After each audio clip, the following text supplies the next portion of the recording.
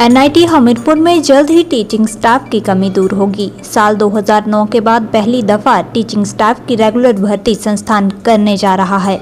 10 मार्च तक teaching staff के 108 पदों के लिए आवेदन मांगे गए हैं। 108 पदों में सहायक प्रोफेसर और एसोसिएट प्रोफेसर के पदों पर भर्ती होगी। मंत्रालय के नियमों के मुताबिक ये भर्ती प्रक्रिया अमल में लाई जा रही है और 10 मार्च तक आवेदन मांगे गए हैं। एनआईटी हमीरपुर के निदेशक एचएम सूर्यवंशी ने शुक्रवार को प्रेस वार्ता के दौरान मीडिया कर्मियों से रूबरू होते हुए यह बयान दिया।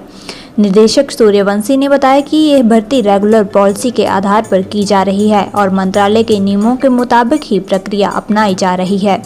उन्होंने कहा कि फिलहाल टीचिंग स्टाफ के लिए भर्ती प्रक्रिया जारी है और जल्द ही नॉन टीचिंग स्टाफ की भर्ती प्रक्रिया से शुरू कर दी जाएगी। एनआईटी हमीरपुर की रैंकिंग में सुधार के सवाल पर निदेशक ने कहा कि संस्थान की रैंकिंग सुधार के लिए विभिन्न पहलुओं पर कार्य किया जा रहा है। ये महत्वपूर्ण है कि संस्थान में टीचिंग एंड रिसर्च के साथ अन्य कार्य भी बेहतर ढंग से हों। संस्थान में स्टाफ का पूरा होना इससे भी महत्वपूर्ण पहलू है ताकि हर कार्य को बेहतर ढंग से किया जा सके। ये पॉलिसी तो ऐसे है कि ये मिनिस्ट्री के रूल होते हैं, मिनिस्ट्री ऑफ एजुकेशन के रूल है जिसको आरआर बोलते हैं। उसके तहत professor, assistant professor, associate professor, ये 3 कैटेगरी है। और असिस्टेंट प्रोफेसर में दो लेवल होती है, एक लेवल 10 और लेवल 11 जिसको बोलते हैं ग्रेड 1 और ग्रेड 2। तो इतने 4 कैटेगरी है इस टोटल और उसके रिक्रूटमेंट होंगे बहुत जल्दी से जल्दी।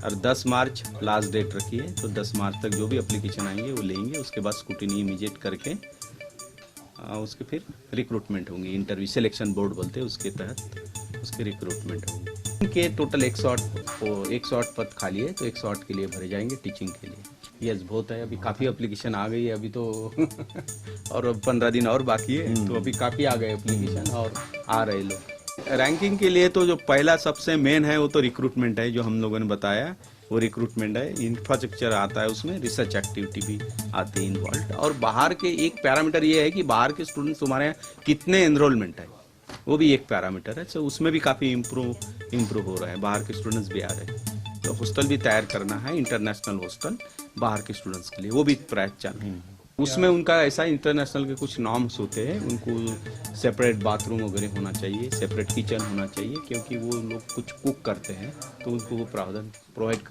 देना पड़ता है उनके। बजट तो हमारे जो एग्जिस्टिंग हॉस्टल है उसमें से ही बना देंगे, हो जाएगा, क्योंकि नए हॉस्टल बन ही रहे इसलिए उसी में से ही दे देंगे उनको।